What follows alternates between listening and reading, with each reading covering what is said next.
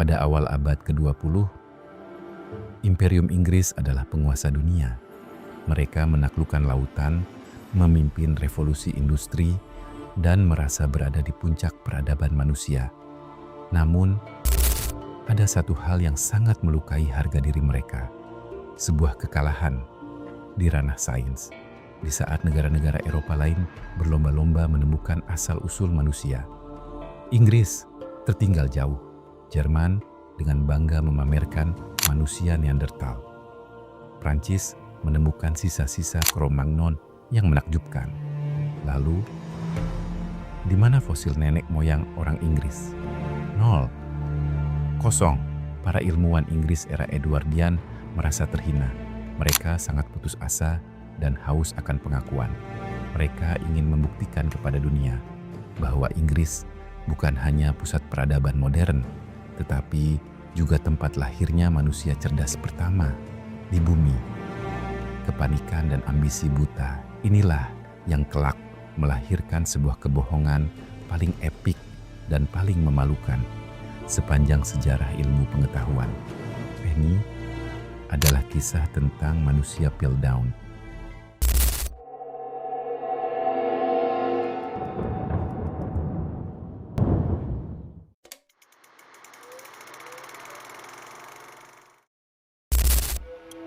Kisah ini dimulai pada tahun 1912. Charles Dawson, seorang pengacara sekaligus arkeolog amatir yang sangat ambisius, datang ke Natural History Museum di London. Ia membawa sebuah kabar yang akan mengguncang dunia. Dawson menemui Arthur Smith Woodward, seorang ahli paleontologi paling dihormati di Inggris. Dawson mengklaim bahwa para pekerja tambang di sebuah lubang kerikil di Sussex tak sengaja menemukan pecahan tengkorak yang sangat aneh. Woodward yang terobsesi segera ikut Dawson menggali situs tersebut, dan apa yang mereka temukan di sana seolah menjadi jawaban atas doa-doa para ilmuwan Inggris. Mereka menemukan beberapa pecahan tengkorak kepala dan sebuah rahang bawah. Ketika disatukan, bentuknya sangat membingungkan, sekaligus luar biasa. Tengkorak kepalanya besar dan bulat, mengindikasikan ukuran otak yang setara dengan manusia modern. Namun, rahang bawahnya sangat primitif, memanjang seperti kera. Bagi Woodward, ini adalah bukti revolusioner. Ini adalah the missing link, mata rantai yang hilang antara kera dan manusia. Woodward segera mengumumkan penemuan ini ke dunia. Mereka menamainya Euanthropus dawsoni, manusia fajar Dawson. Inggris akhirnya menang. Mereka tidak hanya menemukan manusia purba, tetapi manusia purba yang pintar, sesuai dengan ego mereka bahwa kecerdasan otaklah yang membedakan bangsa Eropa dari ras manusia lainnya.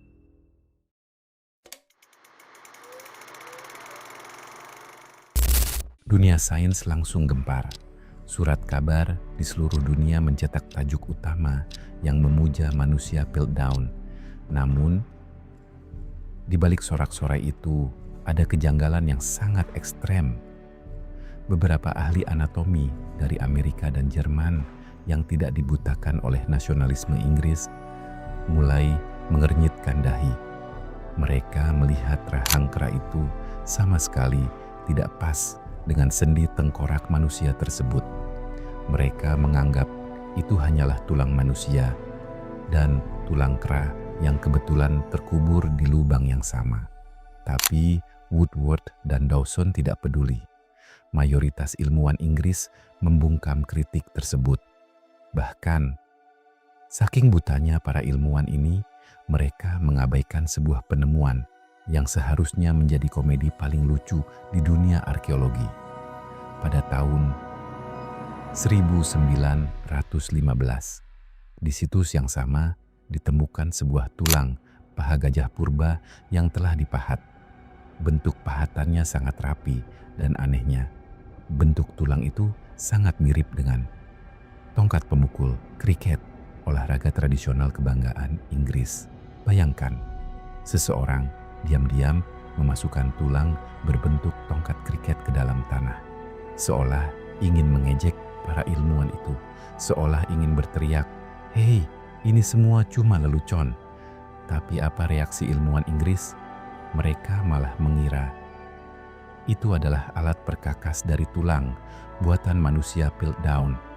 Ego benar-benar telah mematikan akal sehat mereka.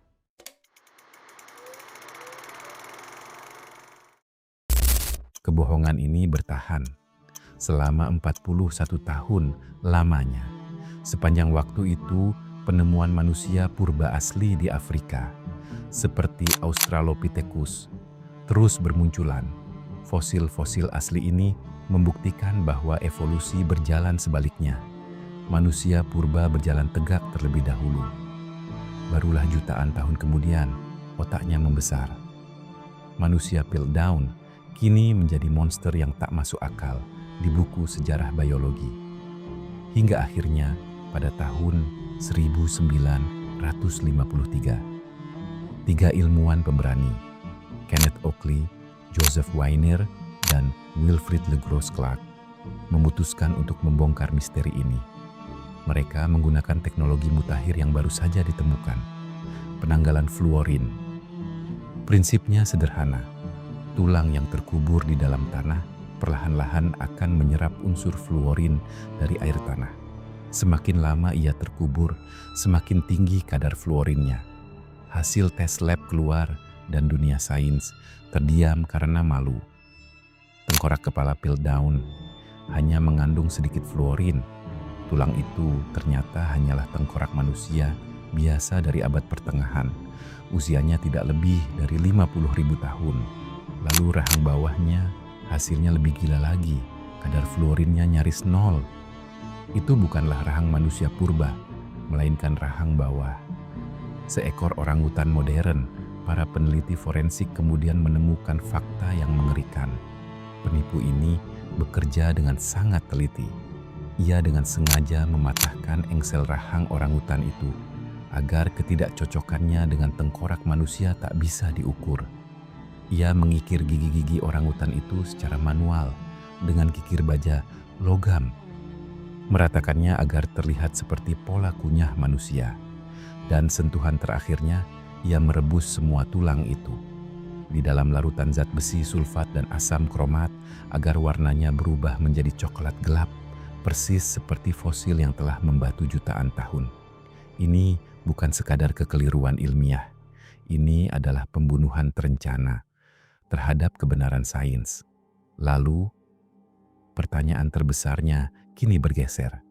Jika ini adalah penipuan yang sangat brilian, siapa dalang jenius yang berani mengencingi wajah ilmuwan sedunia?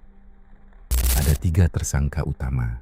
Seorang arkeolog haus ketenaran, seorang kurator museum yang pendendam, dan seorang novelis pencipta detektif terhebat di dunia, Sir Arthur Conan Doyle. Siapa yang berbohong? Kita akan bedah daftar tersangkanya.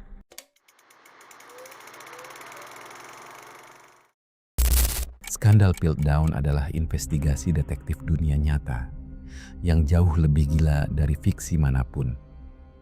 Siapa yang memiliki akses ke tulang-tulang kuno, bahan kimia mematikan, dan pengetahuan anatomi, sekaligus memiliki motif untuk membodohi para pakar? Mari kita buka berkas tersangka pertama. Tersangka nomor 1, Charles Dawson, sang penemu itu sendiri.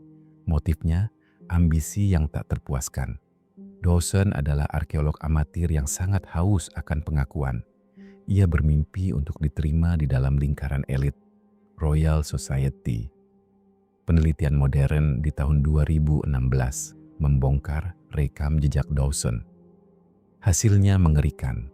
Hampir seluruh koleksi barang antik yang pernah ditemukan Dawson semasa hidupnya, mulai dari patung Romawi hingga kapak purba, terbukti palsu. Semuanya diciptakan dengan teknik pemalsuan yang sama. Namun, apakah Dawson bertindak sendirian? Memalsukan rahang orangutan membutuhkan keahlian anatomi yang sangat presisi. Sesuatu yang mungkin tidak dimiliki oleh seorang pengacara seperti Dawson.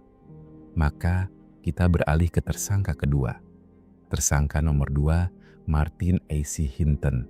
Hinton adalah seorang kurator muda di Natural History Museum.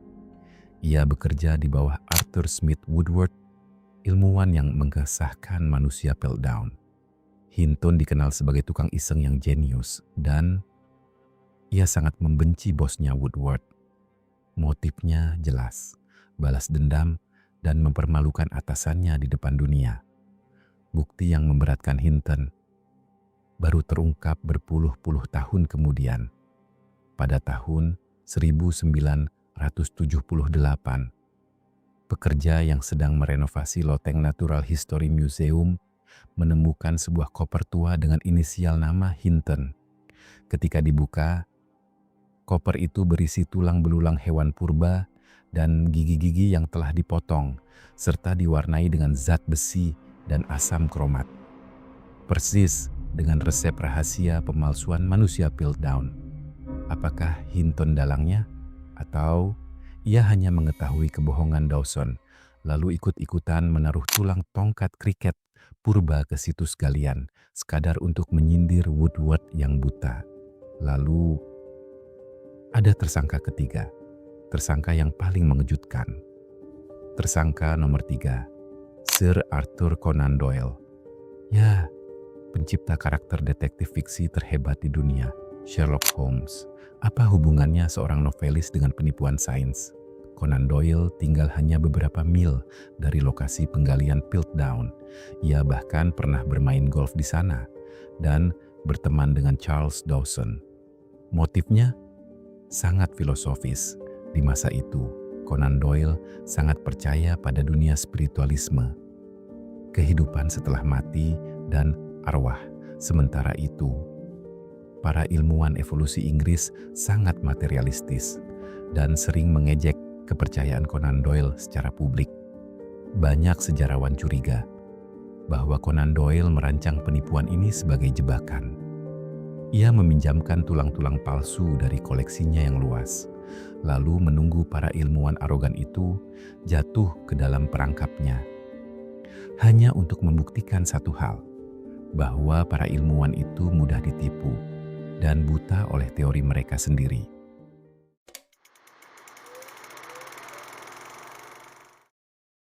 Hingga detik ini, belum ada pengadilan yang secara resmi mengetuk palu siapa dalang tunggal di balik manusia Piltdown.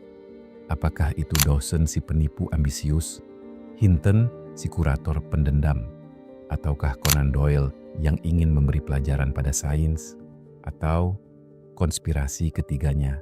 Tapi siapapun pelakunya, mereka berhasil mengeksploitasi satu kelemahan terbesar umat manusia. Kelemahan yang bersarang di kepala para ilmuwan terkemuka sekalipun. Kelemahan itu bernama bias konfirmasi. Para ilmuwan Inggris tidak ditipu oleh tulang kera yang dicat asam kromat. Mereka menipu diri mereka sendiri.